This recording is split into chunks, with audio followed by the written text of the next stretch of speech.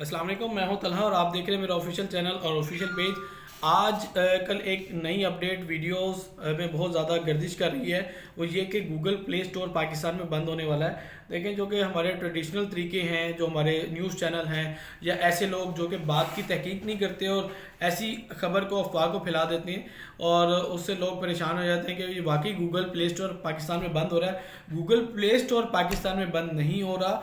बहुत सी वेबसाइट्स हैं जो कि आप ऑनलाइन परचेज किया करते थे, उनका परचेजिंग का मेथड था वो मेथड जो कि आप अपने फ़ोन के सिम के थ्रू उनको परचेज कर लिया करते थे और जो उसकी डिडक्शन होती थी वो आपके कार्ड के थ्रू नहीं होती थी बल्कि आपके सिम के बैलेंस के थ्रू हो जाती थी।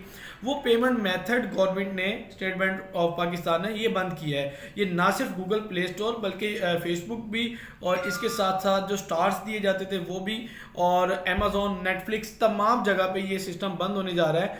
जबकि आप अगर इसको यूज़ करना चाहते हैं सर्विस को, तो आप अपना क्रेडिट कार्ड या डेबिट कार्ड के थ्रू भी इस सर्विस को यूज़ कर सकेंगे। प्ले स्टोर बंद नहीं हो रहा, ये बात बिल्कुल फेक है। Thank you so much for watching this video.